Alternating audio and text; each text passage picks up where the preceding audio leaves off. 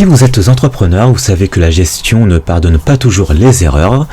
Et dans cette vidéo, je vais vous présenter 5 conseils justement pour éviter les erreurs de gestion. Avant tout, je vous invite à vous abonner si ce n'est pas déjà fait afin que vous puissiez recevoir les notifications concernant mes nouvelles vidéos sur la gestion, la comptabilité et l'organisation d'entreprise. Voici le sommaire de la vidéo. Alors le premier conseil, c'est de ne pas confondre le chiffre d'affaires et le bénéfice. Le deuxième conseil est d'avoir une vision claire de votre trésorerie, c'est très important. Le troisième conseil consiste à anticiper vos charges fixes et vos échéances fiscales. Le quatrième conseil consiste à suivre vos indicateurs clés régulièrement. Et le cinquième conseil consiste à se former ou s'entourer de bonnes personnes. Alors le conseil numéro 1 est de ne pas confondre le chiffre d'affaires et le bénéfice. Alors ça c'est l'une des erreurs les plus courantes. L'erreur la plus courante, c'est de penser que tout ce qui rentre est gagné, alors que ce n'est pas forcément le cas. Par exemple, si vous facturez 10 000 euros ce mois-ci, mais entre autres vous avez aussi des charges fixes, des achats et des cotisations sociales, ainsi que des impôts, il vous restera peut-être 2500 euros de bénéfices réels, c'est-à-dire ce qu'il vous reste dans votre poche. En effet, ne pas faire la différence entre le chiffre d'affaires et le bénéfice peut vous conduire à surévaluer vos moyens et à prendre de mauvaises décisions. Donc pour éviter cette erreur de gestion, la solution consiste à suivre chaque mois vos marges, vos charges, vos produits aussi, et calculer votre résultat net chaque mois aussi. Alors le deuxième conseil consiste à avoir une vision claire de votre trésorerie. La trésorerie, comme vous le savez sans doute, c'est le nerf de la guerre de chaque entreprise.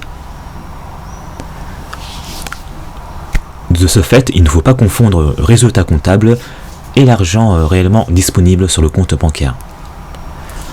Par exemple, vous avez réalisé 5 000 euros de bénéfices, mais si vos clients ne paient pas tout de suite, vous n'avez rien en trésorerie pour payer vos factures.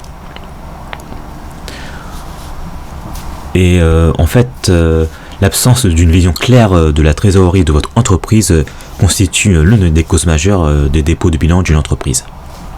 En effet, un bon chiffre d'affaires ne signifie pas toujours une bonne gestion de la trésorerie. Alors pour mieux gérer votre trésorerie, je vous conseille d'utiliser un outil comme Finta.io.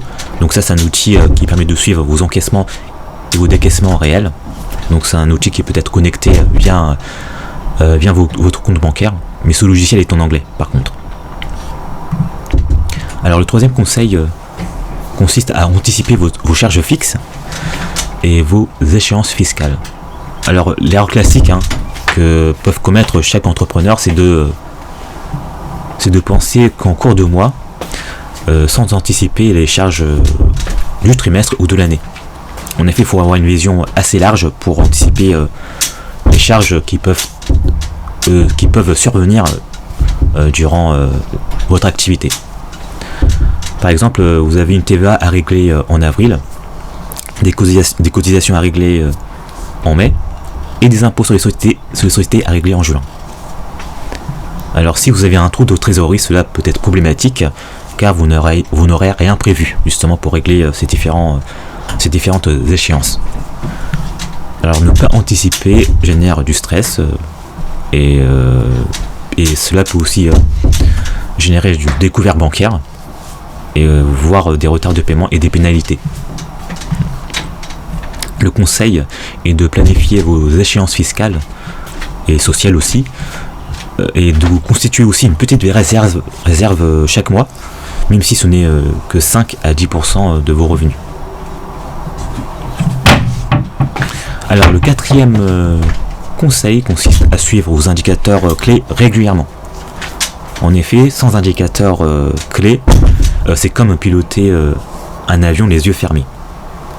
Alors, quels sont les indicateurs de base à suivre? Vous devez par exemple suivre la marge nette, le délai moyen de paiement des clients, le taux de conversion.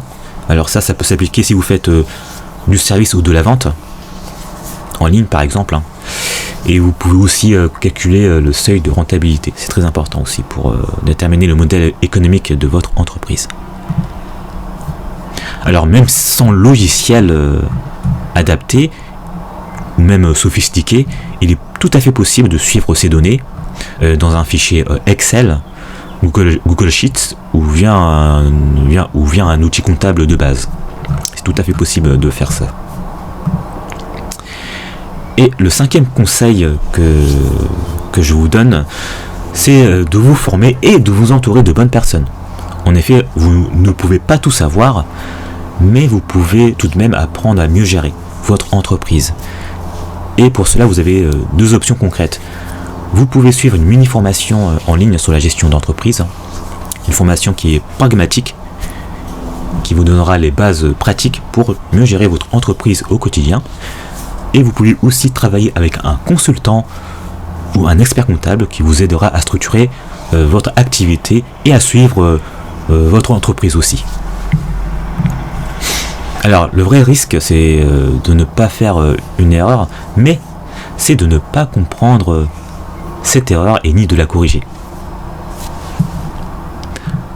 Alors en résumé, pour éviter les erreurs de gestion, voici les 5 piliers à retenir.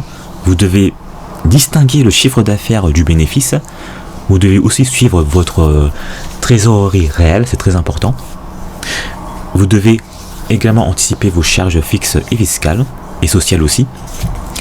Vous devez aussi analyser vos indicateurs financiers clés régulièrement, tels que la marge, le chiffre d'affaires, le bénéfice. Et vous devez surtout vous former sur les bases de la gestion et vous entourer éventuellement d'un professionnel pour vous aider dans votre comptabilité. Alors c'est la fin de cette vidéo. Alors si vous avez des questions, n'hésitez pas à me les poser dans les commentaires. Et si vous n'êtes pas encore abonné à ma chaîne, n'hésitez pas à le faire afin de recevoir les notifications concernant mes vidéos, concernant sur la gestion, la comptabilité et l'organisation d'entreprise. Je vous dis à très bientôt.